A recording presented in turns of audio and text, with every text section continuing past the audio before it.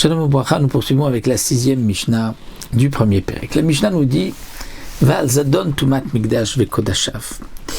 La Mishnah poursuit et nous dit si maintenant quelqu'un savait qu'il était impur et il est rentré dans le Beth Amikdash où il a mangé quelque chose de Kodesh, un Korban, Zadon, il l'a fait volontairement.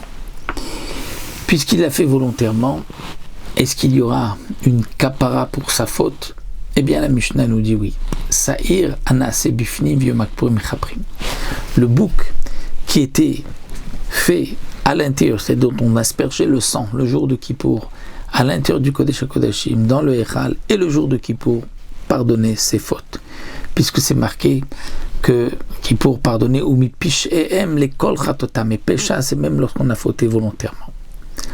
Donc, pour Tumat Mikdash Vekodashav, si on a fauté volontairement, le bouc de Yom Kippurim et Yom Kippurim pardonne. Ve'al she'ar averot sheba Torah. Mais pour les autres averot de la Torah, akalot v'chamurot, les légères ou les chamurot, ou celles qui sont plus graves. Est-ce qu'il y a des mitzvot plus légères, plus graves? La Mishnah nous dit dans Avot, dans un commandement positif, tu ne sais pas quelle est la mitzvah qui est plus importante, plus chamour ou plus légère. Mais dans les commandements négatifs, les lavim, nous savons, c'est en fonction de la punition. Lorsqu'il y a une punition de la peine de mort, c'est chamour. Lorsqu'il n'y a pas la peine de mort, ça s'appelle kal, c'est plus léger. Bien que c'est une avéra, mais elle est plus légère. Donc pour les averot kalot ou chamurot, c'est-à-dire les avérotes légères où il n'y a pas de peine de mort, quelqu'un qui a volé, il n'y a pas de peine de mort, quelqu'un qui a mangé du cochon, il n'y a pas de peine de mort, quelqu'un qui a mangé de la viande alors qu'il n'avait pas fait la shrita, il y a peine de mort. Mais celle qui a peine de mort, c'est pour Avodah Zara, Gilou Yarayot, pour Shabbat. Azedonot Vashgagot, qu'il est fauté volontairement ou involontairement. Oda velo Oda, comme nous explique le Barthénora, qu'il est su ou qu'il n'est pas su, c'est-à-dire celle qu'il a fauté involontairement, qu'il est su ou qu'il n'est pas su,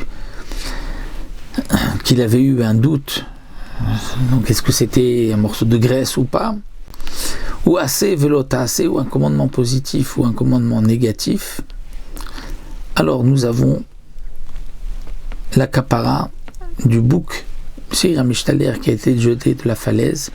Donc la Mishnah nous explique, dit le Barthénora dans la Gemara, que assez velota assez, ce sont les commandements qui sont kal, légers, et kritut mitot bedin, ce sont les commandements qui sont plus chamour, plus graves, puisqu'il y a kritut retranché de son peuple, ou mitot bedin, ou tué par le bedin. Donc pour toutes ces avérotes, c'est le bouc, c'est un mishtaliar, la zazel de Yom Kippurim qui est mechaper.